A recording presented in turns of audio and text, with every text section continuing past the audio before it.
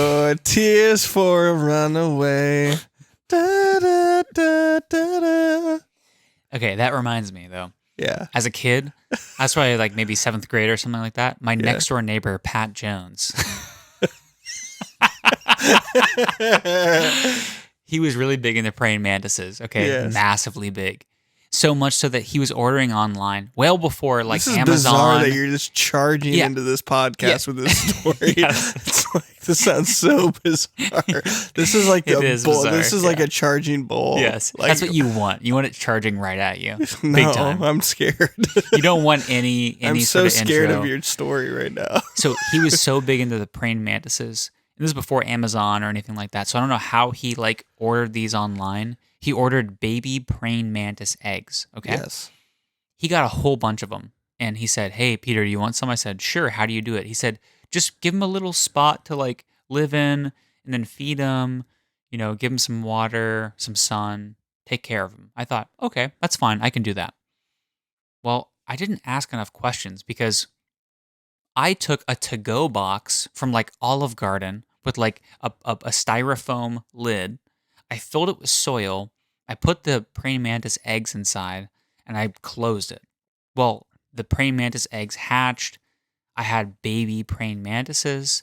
I didn't know how to take care of them. I didn't have anything glass. They were in a styrofoam container. I didn't know what they ate. So I fed them deli ham. I ripped up small pieces of deli ham to feed the praying mantises, and I hid it from my parents because I didn't know what they would say. Yeah. Sure enough, they all died. Of course. So They're eating like pigs. yeah, it's not right. Processed pigs. The point is, a young person should not own exotic insects. Those are Okay. exotic insects? I think they're a bit exotic. Yeah, praying mantis. Well, It's not. the wife like rips, or the female rips and kills and eats the husband after they're done with coitus. I heard something like that, which It's is kind true. of scary. It's completely yeah. true. Sounds like people from Vineyard.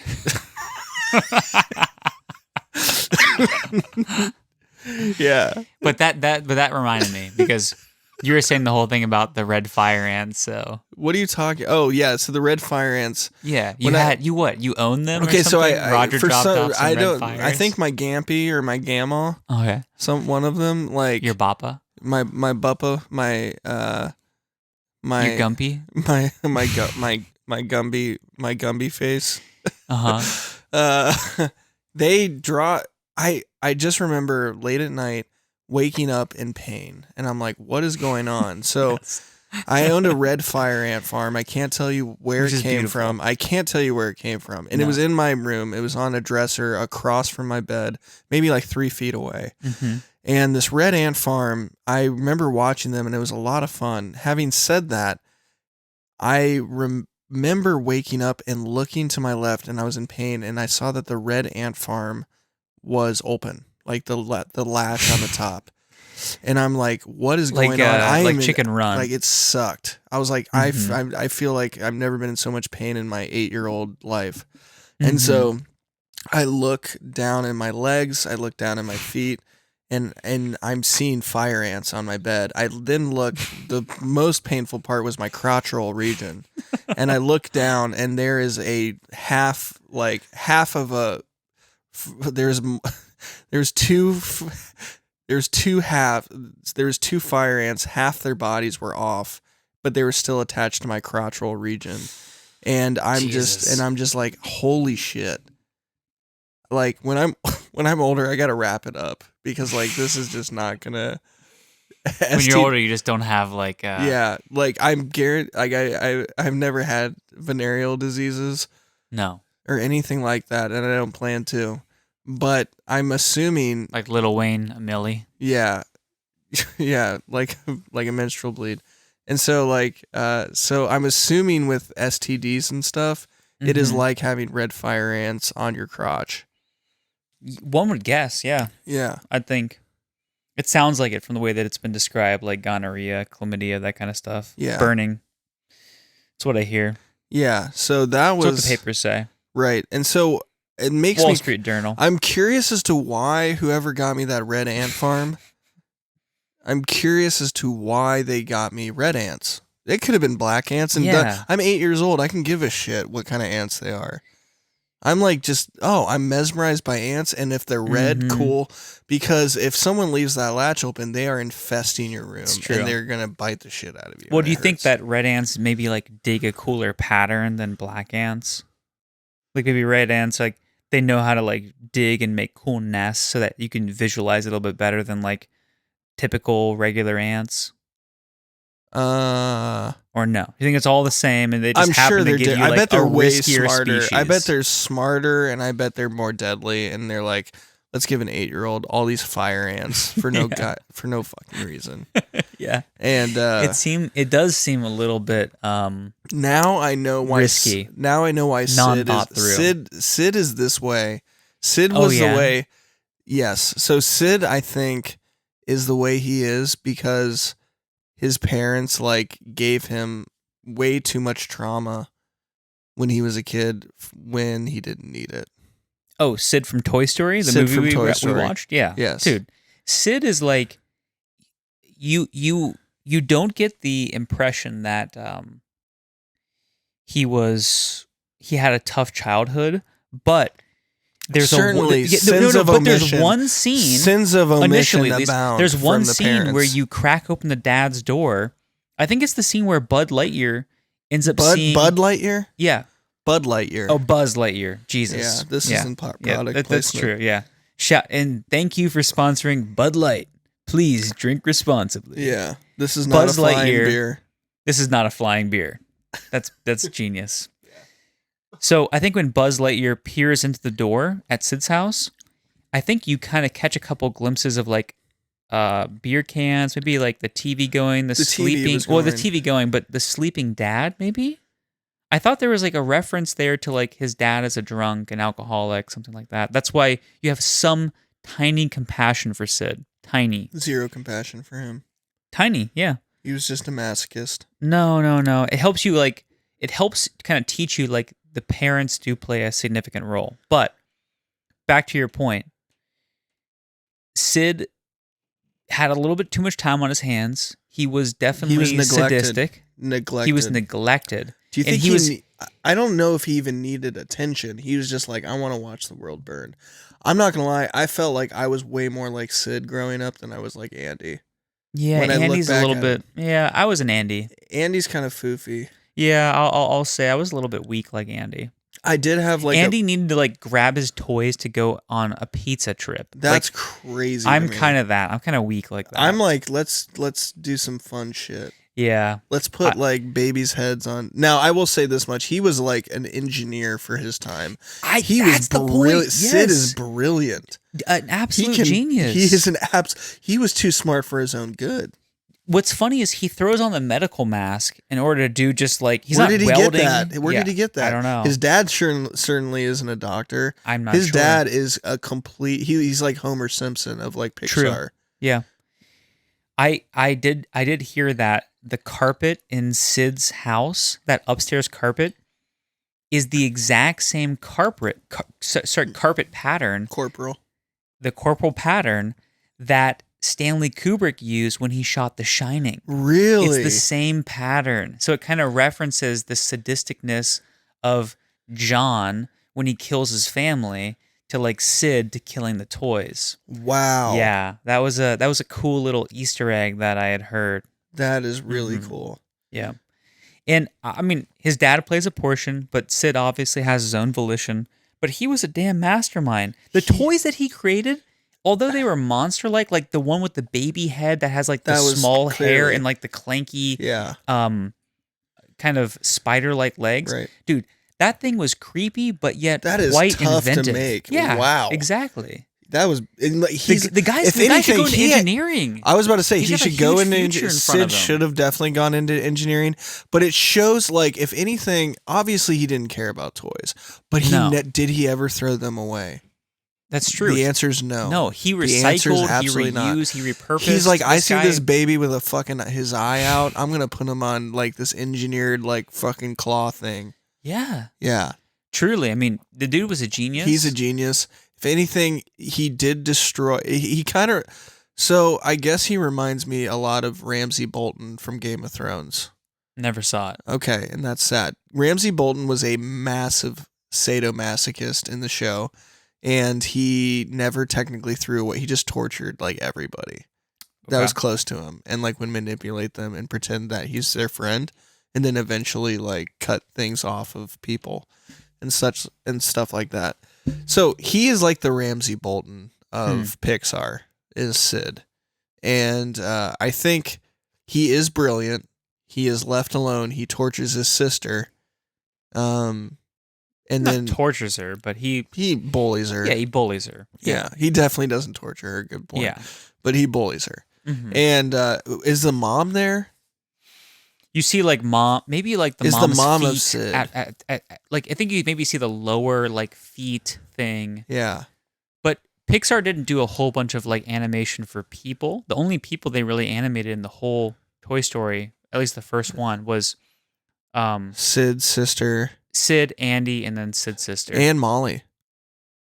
Who's Molly? Molly was Andy's sister? Andy's little sister. And I guess maybe the pizza guy, but they tended to like keep the animation for people very, very minimal. Except at Pizza Planet. Were there other people? Yeah, there's other people at Pizza Planet. I definitely saw Sid at Pizza Planet just completely destroying like a probably $1,000 to $2,000 game, which I'm surprised no employees came out and said, "Hey, buddy, this is not acceptable. Where's your parents? Like, you can't be doing this." But he seemed to own the place. I haven't seen the HBO documentary about how pharmaceutical drugs were pushed onto doctors for our generation to take. Having said that, I would like to think that Toy Story and Sid is a huge proponent of getting Adderall out to kids that age. Because they're like, I don't want my kid to grow up to be like Sid, who's a fucking maniac who can't control himself. But you think Adderall would help him? That could only fuel him to like be more focused on his endeavors. I don't see, and this is where I think he's too young. Okay, and this is how old do you think Sid is in the movie? I think he's like 10. Dude, he's got. You think he's in middle school? He looks like he has stubble. No, Sid has freckles and he has braces. Okay. I think he's like 10. I think he's. I'd say 14. Dude, it's Andy and Andy. You know what we didn't see that's pretty upsetting? Andy and Sid connecting and interacting? I know. We never saw it. No. Toy Story, you messed up. No.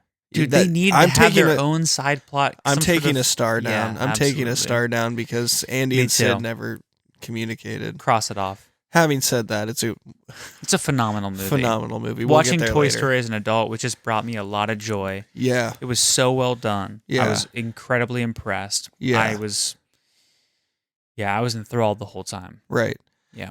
I laughed and I felt strong emotions. Yeah. I laughed way more during E.T. When he keeps getting hit by doors and he keeps getting drunk fighting his demons. It's true. But yeah, when E.T.'s like, I don't think anybody other than Sid really fights his demons. No. In this.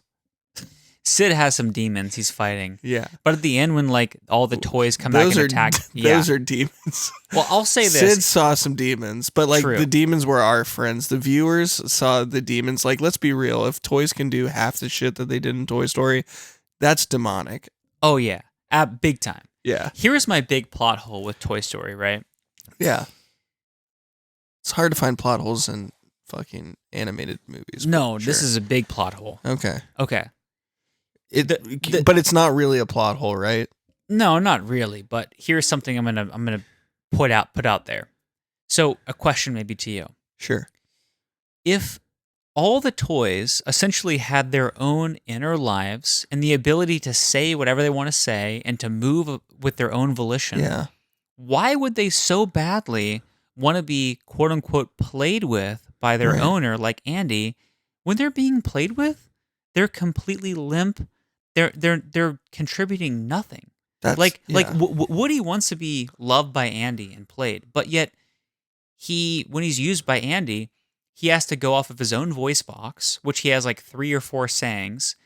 Somebody's poisoned the water hole. Yeah, he's floppy. Like, I don't see, if you were a toy with your own volition, why would you want to be in the hands of somebody else being flopped around, thrown, pretended with, when you could actually play alongside them and say, hey, Andy, I'm going to let you in on something. I actually can talk to you. I can think. I have my own thoughts about the world. I can play with you in a way better way. Like I can actually become somebody. I can speak. I can jump. I can do whatever. Yeah. Why didn't they just engage Andy like that? Is it all because they thought they would scare Andy or something like that? Because at the end they scare Sid. And why didn't all the toys that Nobody's were gonna treated believe so Sid. poorly? He's a fucking maniac. But why were all the toys that were treated so poorly? They put up with it for so long, pretending to be emotionless and not alive. I have answers. And at the very end, they said, "Well, let's just all pretend to like attack him. Let's just be ourselves." That scared Sid enough to kind of scare him straight. So why didn't they just do that initially? It's like, be good to your toys, Sid, because we toys can see everything. Exactly. Why didn't they do that initially? So I have a couple ideas. Like most anthropomorphic things, they need a leader. Okay. So all those toys that are like disassembled and like fucked up, you know, couldn't they have elected like baby spider? But baby spider wasn't charismatic enough. Okay, baby metal spider was not charismatic enough. Not a good leader. Not a good leader. People wouldn't get behind that face. Yeah, people wouldn't get behind him. Can't make a nice poster out of that. No, not at all. He's like seen so much shit. Yeah, I don't think he can speak. He definitely can't speak. That one eye has seen so much shit. He's a strong worker. He's just not a strong leader. There you go. It's fair. Plenty of people like that. Yes. God bless him. Yeah. Yeah. So I think Woody is a good poster boy. And Woody's like, I can lead you guys. I can convince you guys. Having said that, there's multiple facets at work here with your question. I want to answer your question. Yeah. So why hasn't it happened yet? Because the pull of living your purpose is so much stronger than anything else. So what's his purpose? His purpose, I think they said in the beginning of the movie, is like for Andy to have somebody to play with. Okay. And so they don't need other human-like friends. Like that's not what they're there for. They're there to be used and abused. Well, used. They're there to be used. Sid thought that toys were to be used and abused. And he did that. And the other toys were like, no, you are not going to abuse toys. Like that's why they thought, you know, Woody threw Buzz out the window and they, you know, put him on trial and all that. But couldn't Woody just say, well, I want to be used and I'll play, but I have like some ideas as well. I would like to like. That's not what a toy is. A toy is nothing more than to be played with. What the creator or what the user can do with it. Correct. Okay. But isn't that weird to be like a toy and be like, I have no ability to say no to this? He hasn't. They had the ability. That's why they talked with Sid. They coaxed Sid out of further abuse. But why not when Buzz Lightyear was strapped to the rocket? He just talked to Sid and said, hey, dude, I am a toy, yeah, but I can think, I can feel, I have my own existential crises here. Please, let's just take the rocket off my back and let's have a normal conversation. That would only... The thing is, like, they know that, like, they're used to just being played with and being used like that. I think the toys are figuring out their boundaries. You know what I mean? The toys are figuring out their boundaries. And Buzz didn't know his boundaries, like the whole movie. He didn't think he was a toy. He didn't even know he was a goddamn toy. No. Woody had to literally be quite literally, you are a toy. You are a child's plaything. Yeah. But it wasn't until Buzz saw, you know, the commercial until he realized. He's like, he's a serial number. He has a fucking serial number. Yeah. Yeah. And the other things this movie does really well is just talk about jealousy. Oh, yeah. Jealousy is humongous in this. I would say more and identity. I would say even greater than jealousy or identity, the bigger plot points in Toy Story were the fear of being maybe not worthless, but like the fear of not mattering to somebody. Like all the toys, like the whole conversation from the beginning, it starts out Andy's birthday. He's opening new toys. They send down the army men to go check out and to figure out what new toys are they getting. Rex is afraid they're going to get a bigger dinosaur who's more scary. Everybody's afraid of being... Well, Mr. Potato Head wants a Mrs. Potato Head. Right. Well, yeah, exactly. Mrs. Potato Head, Mrs. Potato Head, Mrs. Potato Head. So some are eager and others are concerned. Yeah. But there's this kind of fear of like no longer mattering. And knowing that Andy's going to be growing up, he's not going to care about toys anymore. You serve this small purpose. There's this weird existential They're crises. okay with that, though. Really? Because Woody's not okay because Buzz, who comes along... No, with your point, that's different. That's a whole different point. What? They're okay for temporary? Andy to grow up, to be temporary for that person, and then get passed down to someone else. Well, I mean, I don't know. I don't know if that... You got to watch the other Toy Stories. Okay, maybe the other Toy Stories answer that. But Woody, who thinks he's special because what reason? He was just loved by Andy early on as a kid. They had the bed coverings, like he was the toy. Yeah, but this is the identity thing. He was the man. But even the other toys are like, yeah, you got the bed sheets. Like, Woody's definitely the toy. But what did Woody do to gain that sort of respect and that position of leadership amongst the toys? Just be liked by Andy? Yes. So inherently, Woody did nothing, right? He had nothing to do himself. You can say he was born that way. So he was liked merely because of who he was, what he looked like, yes, and what he did as a toy. Sure. Okay. So then nothing that Woody himself did made him valuable to Andy. Well, he was a toy, so he can never do anything unless Andy wills it. Yeah, but then if that's the case, why does he get so upset when Buzz comes? Because he is now losing his, that interest. He doesn't get played with anymore. Yeah, but if Woody realizes that he did nothing to deserve Andy's affection initially, why is he so upset that now Buzz, who also didn't deserve Andy's affection at all inherently, now getting Andy's affection? Woody's deluded, dude. No. Buzz is way cooler.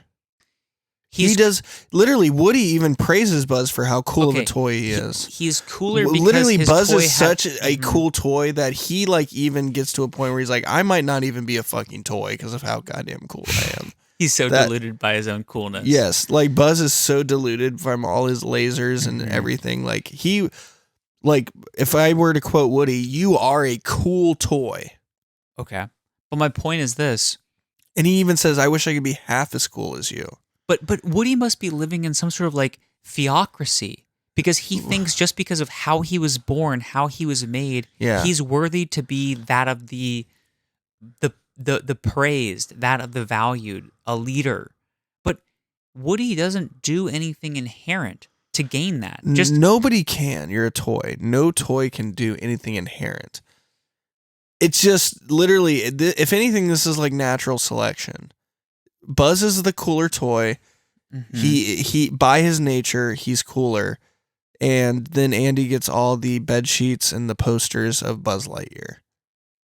Right. But Buzz doesn't deserve it. And if Bud does deserve it because of how cool of a toy he is. But he didn't do anything. The nature of toys is just how cool they are. That's it. But compare that to humans. But they're not humans. But they have emotions like humans. Yes, they are anthropomorphic. Okay. Having said that, Woody understands that he's a toy. He doesn't want to be more than a toy. No, none other than Buzz Lightyear, every toy knows they're toys, and they're fine with that. Okay. Buzz Lightyear is the only one who's like, I'm actually a space ranger. I need to fucking kill Zurg. He needs to get back to Star Command. He's like, do you have fossil fuels around here? He is super, he's the only thing who thinks he's more than a toy. Right. I don't know if he definitely doesn't think he's a human being. He thinks he's a real space ranger. Yeah. Yeah. I agree. But they love to be toys. The toys love to be toys. Other than Buzz. Buzz is like, the only character who's really struggling in this with his identity is Buzz. The only person who's really struggling with jealousy is Woody. Yeah, but the thing that Woody should realize, like, all the other toys are like, yeah, Andy doesn't fucking like me that much. That's fine. Yeah, well, why isn't Rex jealous? Why is Mr. Potato Head jealous? Rex was like, I want a leaf eater. Or no, Rex wanted, But why aren't they jealous of Woody for having all the affection? It's just, I think they've accepted their lots in life. Okay. So Woody then ultimately needs to accept his lot in life. Yes, he did. Because he has been outplayed by a better manufactured toy. Exactly. Because Woody offers no inherent value of his own. I mean, his inherent Andy. value is that he's not doing anything. He's a cowboy. He's got a snake in his boots. It's true. But why does he think he's so great in front of all the other toys? Just because he's liked. Yes. That's it. He's basically saying, I'm great he loved being treated that way. Because the person bigger than me, Andy, values me. Yes. Says I'm valuable. Yes. But Andy now says Buzz is valuable. Yes. And now Woody can't handle it. He cannot. That is it. But Buzz is like, first of all, do you even think I'm a toy? Like, True. You guys are toys. Like, Right. I am a space ranger. Yeah. And he's like, he's trying to save the whole entire universe from the Galactic Emperor Zurg. Dude. So he has a big ego he needs to work through. Yeah. I'm not a Zurg fan. Yeah. And you'll find that out in Toy Story 2. But yes. Yeah, I used to have the video game of Toy Story 2, and it was so much fun playing Toy Story 2 as a video game? Yeah, and I used to fight PS2? Zurg. I used to fight Zurg, Emperor Zurg as Buzz Lightyear. What console was it for? I think it was PS2. I did have a Toy Story game, but I don't know if it was Toy Story 1 or 2. And I think it was 2. Okay. Yeah. But but yeah, so those were like the big conflicts, and also like friendship. You know. But, well, I mean, they did have the classic like kind of odd couple. You got a friend in me. Shout out Randy Newman. Yeah. But they had the classic like odd couple setup, which is the moment before going to the pizza place. Woody accidentally knocks Buzz out of the window, and then he goes to chase after him because all the other toys are upset.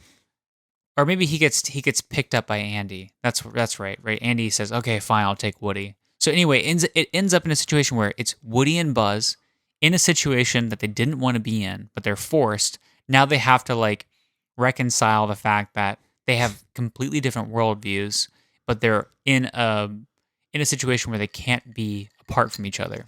And that starts like the fighting, the punching, the classic like, Woody punching Buzz's like Buzz, glass, Buzz, and then Buzz, Lightyear to the rescue. So great. So great.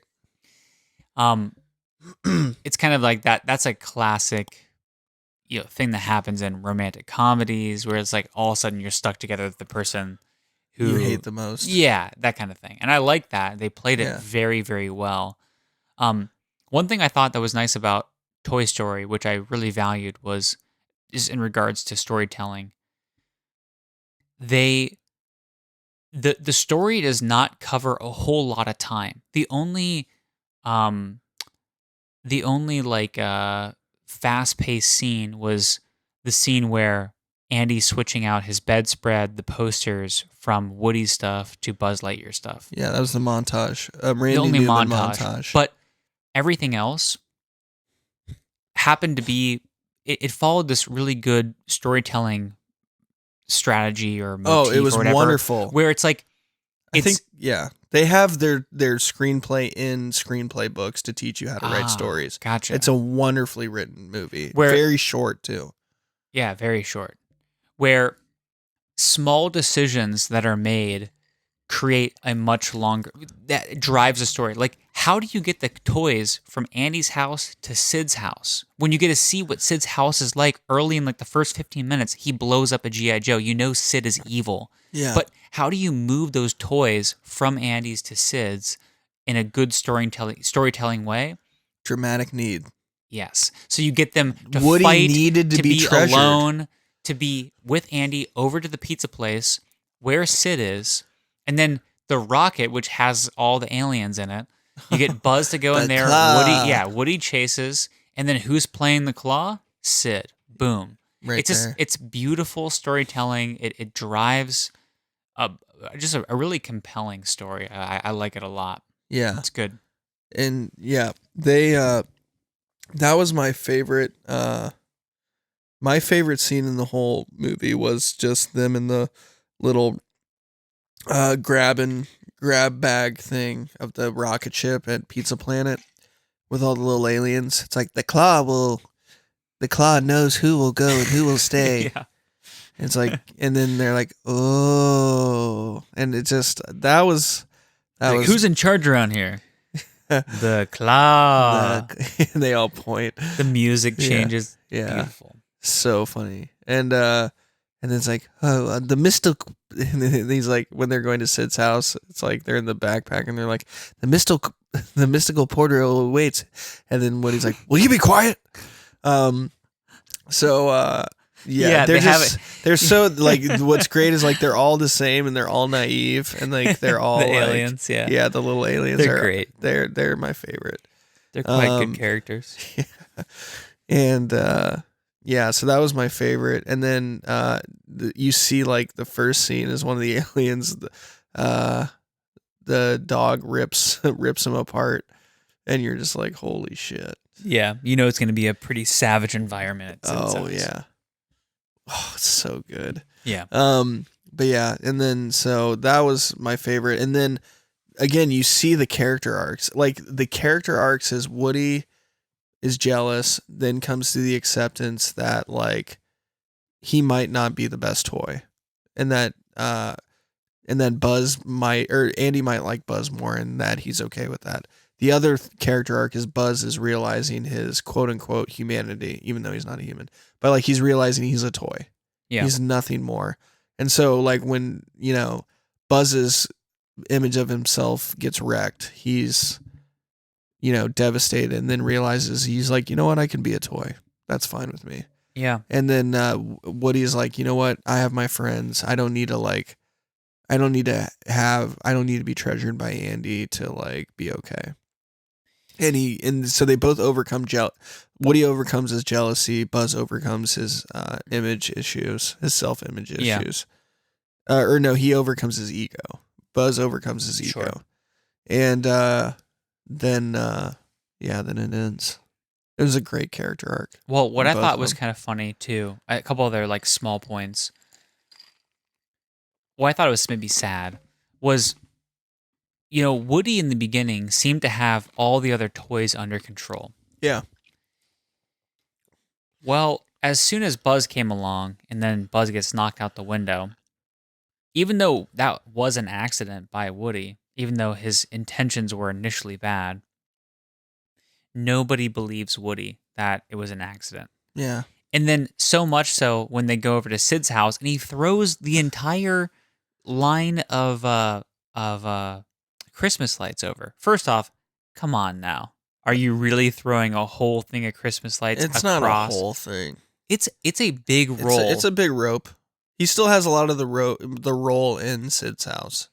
It's first off, that would be a pretty far throw. Secondly, a that toy takes a lot of effort. That's a ton of strength. Yeah. I mean the I don't think I can do it as a grown man. I don't think so. I think if you had like a thing of lights and you had to throw the amount that he had thrown, I don't know if you're going to make it. So do you think that they had some type of juice, if you will, to juice them up to throw those lights? Yeah. Let me know if I'm off base. No. I think you're right on. I think that. Do you think Sid juiced him up?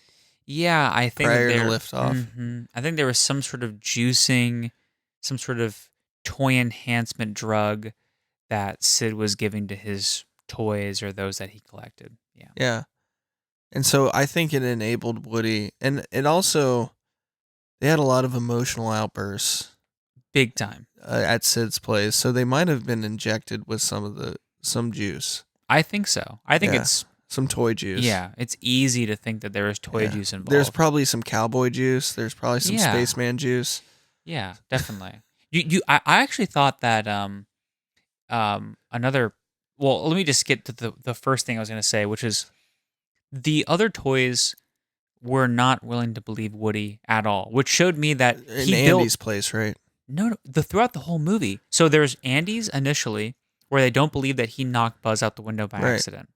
There's 2, he throws the line of Christmas lights over, and then they say, "Where's Buzz?" And then he fakes with Buzz's arm, and To then be he eventually fair, that's very damning. that is Very quite damning. damning. And then third, when they're on the truck and they're moving, and then Woody pushes out the RC cart to go get Buzz, they won't believe him so much so that they throw Woody out of the moving truck. Yeah. Which, again, come on. Things now. have not Like, looked very good leading up to him pushing RC out of the moving truck. Yeah, He just seems like a maniacal psycho to them. It's He's just trying to kill everything. right. But like, is there not any history where Woody proved his own loyalty to the toys? He proved like that he's But he not snapped. crazy. I think it's a very fair assessment You think because he truly he's never okay. been favored. There's been nothing favored over Woody ever. And finally, when he got favored, you could see the conflict with Woody. He did push Buzz out, didn't he? He definitely pushed him out. Out of the window? Yeah. No, it was an accident. Oh no, but he was definitely sending RC to hit him. He sent RC to hit Buzz. He Yes, sent RC he did. to pick him up. I thought he sent RC to hit Buzz, just to hit him. You're mixing up things. You're talking about before Andy moved. How did before he the get pizza hit? How did he place. get knocked out of the window? He got knocked out of the window because he was on the desk. He heard that Andy was going to the pizza place. The mom said only one toy can be brought. So what Woody does is he shakes the 8-ball. And he says, "Am I gonna get picked?" And it says, "Signs say likely not." And so he throws the 8-ball into the corner behind the desk. It gets stuck. Buzz sees that. As Buzz sees that, Woody does something basically with the desk lamp that eventually swirls the desk lamp around in a way where Buzz walks past, he gets knocked out of the window. It is an But accident. he does send RC to hit him. No, RC's at the very end. I know, but he does send RC to hit him. No. You watched a YouTube version. Okay. I did, but they're in the I don't want to argue about this, but I'm just telling you right now. He did not send RC to hit Buzz. He sent RC to go pick up Buzz. in the end. But there In was the something in that scene in the beginning part of the movie where he sent RC to hit him. Oh, that's what I think happened. I think he sent RC to. He did send. He was fucking malicious. Yeah, it wasn't.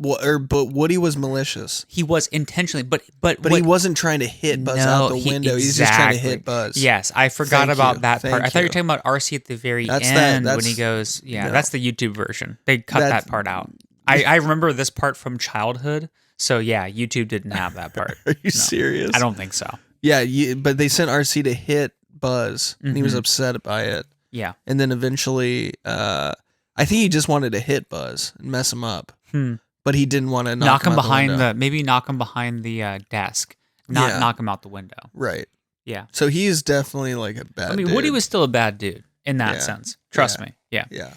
However, I just think that what Woody never realized was he inherently has no value to Andy. He's not doing anything for Andy. When Andy picks him up, he's a limp toy. Woody's not cool on his own. He's cool because of his hat and the way he's dressed and the foam that in his sounds arms. like you're cool on your own, but I'll go fuck myself. That's like saying, oh well, you're cool because you look the way you look. Yes, he's a cowboy. He's cooler than a potato. Yeah, I mean he's cooler. He's cooler looking than a potato. he's cooler than a pig that stores coins in it. I don't know. That's pretty cool. Not as cool as Woody. That's true. He had a snake in his boots. That's true. But what about the heart? Like the actual thing that makes people cool, which is their personality. There is zero personality with toys. Yes, there are. That's the whole point of the movie. Is that there's a personality. You're wrong. You're just wrong. You're saying Toy Story is not about the personality of the toys. No, because the toys, it's their purpose. Their purpose is to be used. Woody stated that multiple times. He's like, you are a toy. And he's like, you're a really cool toy. They emphasize the toy a lot, not the fact that they have personalities. And they also emphasize the fact that he's like excited to just be played with by Andy. He doesn't want to talk with Andy. He just wants to be played with. He just wants to be used by Andy. It's bizarre. That's very bizarre to me then. It's very bizarre. They have zero dramatic need from like a human perspective but from a toy perspective, they're like, I don't want to be an obsolete toy. I want to be used. And it's more like, oh, I'm being used by Andy. I like being used by Andy. I love being used by Andy. I don't give a shit about having any existential conversations with him whatsoever. I just like that he uses me as a toy. Other than Buzz. Now, Buzz is different. He's the only person that actually thinks he's more than a toy for most of the movie. Right, but there's a big plot hole for me because if Buzz really thinks he's not a toy, why does he go completely silent and no personality, no speaking when Andy's around? Because that's just code. That's toy code. But Buzz doesn't think he's a toy. Yeah, but he also... Boom. Gotcha there. What do you mean? Checkmate you. Checkmate. How? Checkmate. How? You got nothing to say back to that. That's a big plot hole for Toy Story. If Buzz really thinks he was not a toy, he should be constantly acting like he's not a toy, even if Andy's around. They can obviously do that in the presence of kids because they do the same thing. But that's not a checkmate for me. That's a checkmate on the creator of Toy Story. Well, you started defending, so it was a checkmate on you. No. Now you're pushing off the checkmate onto those above you. But yes, because let me just say you're checkmated because you started defending. I still defend it because Woody says that they're toys, correct? Correct. Okay. They said, I think he even says the mission statement of the toys, which is to be played with by Andy. To be there he literally says, we are here when Andy needs us. That's it. They have no desire to have a human relationship with Andy at all. Right. None. Buzz cares about getting to Star Command and killing Zurg. He doesn't even give a shit about having a relationship with Andy. But why does he go completely cold silent around Andy? Not checkmate. I have now moved out of check. It is not. I moved out of check. How? Because he wants to kill Zurg. So he's going to pretend to be exactly. I moved out of check. Now you are checkmated, sir. How am I checkmated? I literally double reversed Houdini checkmated you. No, not even close. Revealed attack. That was a revealed attack. No. Yes. It's not. He's only silent because if he gets found out, he will not be able to hurt Zurg.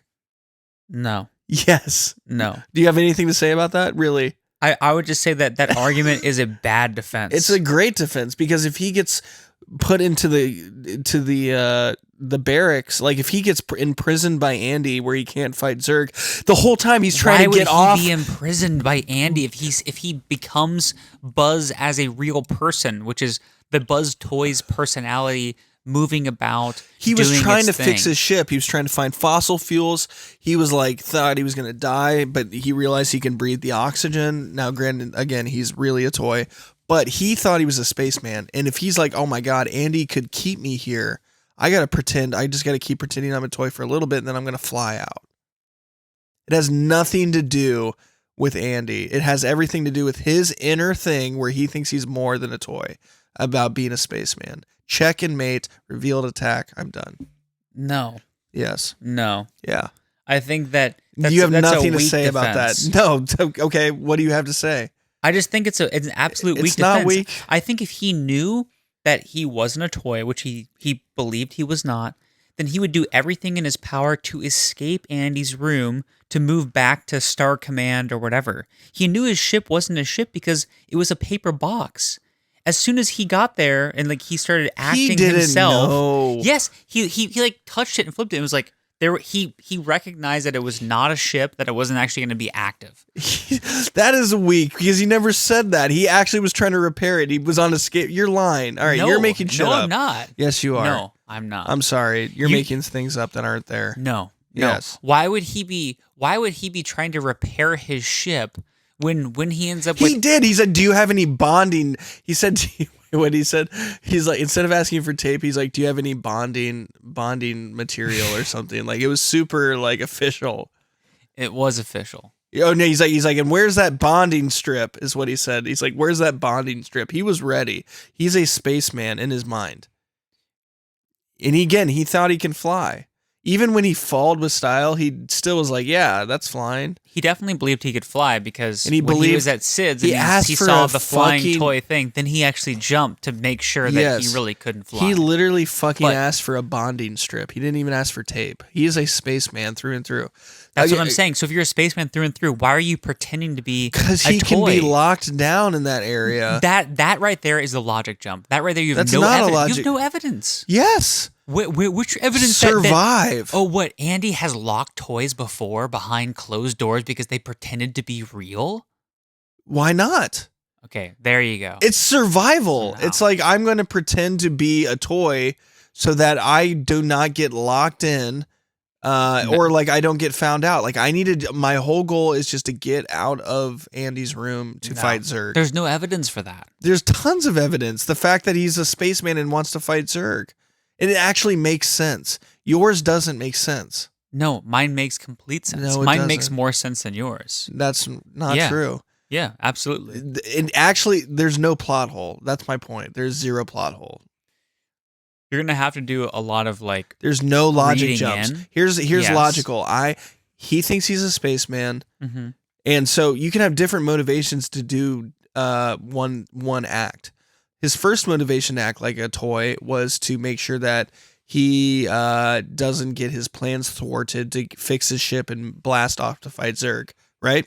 Why wouldn't he just partner with Andy to be like, hey, Andy, I'm a space cadet. I need to get back to Zurg. Can you help me? He's asking the other toys for help. Because Andy thinks he's a toy. But Buzz doesn't know that Andy thinks he's a toy. Yes, he does. No, he does not. What makes you think that? What makes you think that he doesn't think he's a toy? Because he doesn't think any of the other toys are toys. He thinks they're all themselves. He does think that they're toys. No, he doesn't ever distinguish and say, oh, well, you're a toy, I'm not a toy. He wouldn't know the difference between Woody or Rex being a toy and Andy not being a large toy himself. Truly. I'm pretty sure he would know that Andy's not like the same thing. How? He never notes even what a toy is. So you're saying there's no category for Buzz Lightyear. Okay, but even if there's no category for him pretending, and that is fine, but it still does not shut down the fact that he needs to pretend that he's like a toy. Or pretend that he needs to be stiff so that he doesn't get found out from Andy and his mom. He doesn't know Andy's a person versus a toy. He doesn't know the difference between the two. Well, but he can still see Andy as a threat. That's the point. How is Andy a threat and the other toys are not a threat? Because it's just pure size. Yes, pure size. Clearly, yeah, and the fact that he can see that Andy has a pull on all the other things. I'm going to call them things for now because I'm going to speak like Buzz Lightyear. So from his perspective, Andy clearly has a pull on these people, and he can clearly boss Buzz around at this point. Well, this just pushes like the issue back another step because if toys really come alive when they're assembled, I guess, how does Buzz not know he's not a toy when from the moment he's assembled in a factory and packaged and sits on a shelf for however long and then picked up? Again, he's behaving like a toy the whole time if he's not moving. He's purchased by Andy's mom. He's wrapped in packaging. Mm-hmm. He's then opened by Andy and shown off to his friends and doesn't make a single move.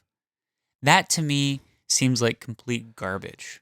Because deep down, he knows he's Mrs. Nesbit. Is this the Mrs. Nesbit plot hole? This is the Mrs. Nesbit plot hole. This is the Mrs. Nesbit theory. I've read about this on Reddit. Are you serious? No. I have not, but it should be a plot hole. It should be a theory on Reddit. But it's so again the point being is that he's struggling with identity the whole time. Of course. Yeah. But if he's struggling with identity, then he should never pretend to be a toy. That's my point. He should think that Andy is a toy like the rest of them that's just larger, that he should try to communicate with and ask for bonding agent. A bonding strip. He should ask for bonding strip from Andy. I think you can observe that Andy has more of a pull. than anybody else. Then he's got pulled a fine bonding strip. Fine, I don't want to use the term toy because you're going to constantly correct me that Buzz doesn't think there's such thing as toys, probably, even though that's not even justified. But I'll just go along with it. I haven't seen him. I didn't hear him say anything. You know, about again, toy. evidence of absence is not the absence of evidence. But that's what you're saying early on by saying, "Oh, well, he knows that Andy is actually like." You know, he's different. A big agent, and like he is different. He's got to pretend because he's going to be Andy locked away. Is noticeably different. There's no evidence for that in your argument. There is evidence for that because all the other toys are staying in there. What toy when they spoke up was locked away in Andy's room? None. No, I mean all the toys are locked up in Andy's room. They all stay there. No, they are. I mean, they're there by their own choice. Yeah. They can easily get out the window. They can open things up. They can escape out the door. That's but they take that as murder. All the other toys consider that like homicide in some sense, or suicide, or whatever. What, like jumping out the window? Okay, that's they interpret things like that. Even though you really can't die as a toy, they don't know that. The toys don't know they can't die. I don't think so, because they literally said you try to murder Buzz. Check and mate. Even though when Buzz jumps himself off of Sid's banister onto the floor, he loses the arm. He's completely himself. Yeah, he's not. Even Mrs. when the Nesbitt. Toys are taken apart by Sid, and put back together, they're still toys. Right. Even like the GI Joes that Sid murders and kills, they move out of like the quicksand, and they're still fine. The point is, I think there could be, the story could have gone other ways. There are some plot holes to me. I don't think there's plot holes. I think they're very easily explainable. That's fine. Agree to disagree. No compromise. Yeah, no compromise. No. Agree to disagree. Well, what would you rate this movie? I would out of 10. Probably an 8. That's pretty good. I'm an 8 out of 10. I think I was going to put it at a 9. Wow. Yeah. Same level as Mrs. Nesbitt. What's the thing that I said would dock it? There's something that I said earlier in the podcast that would dock it. Yeah. But that docked me from a 9 to an 8, whatever the hell that was. I can't remember. But no. But I said it would dock it, and it did. Yeah. If it docked it for me too, then I'd be going to 8. But I'd put it at a 9. I think it's such a well-done movie. The story is so good. It's very moving. It's for kids and adults. Yeah. It teaches good lessons about, like you said, jealousy, identity, friendship. Looking for the good of somebody else, like the toys caring about Andy's feelings. Yeah. It's just an overall super solid movie for Pixar first to, come out in 1995. It's super strong. I'm gonna give it a 9. I'm gonna give it a 9 out of 10. Yeah. That's good. I mean, you haven't seen The Godfather yet, so it's true. Well, I will say that I to gave me a is 9, a 10 out of 10. I gave a 9 out of 10 to another movie, which was that we reviewed. Apocalypse Now. Yes. Yeah. And I like Apocalypse Now for very different reasons than I like Toy Story. Yeah. But they're both 9s for me. Yeah. Big 9s. Toy Story is, I love it. I could watch it. I can't wait to watch it with my kids. Yeah. My half Asian or half black kids. Yes. Beautiful. Yeah. Well, that's it. We will catch you guys in the next one.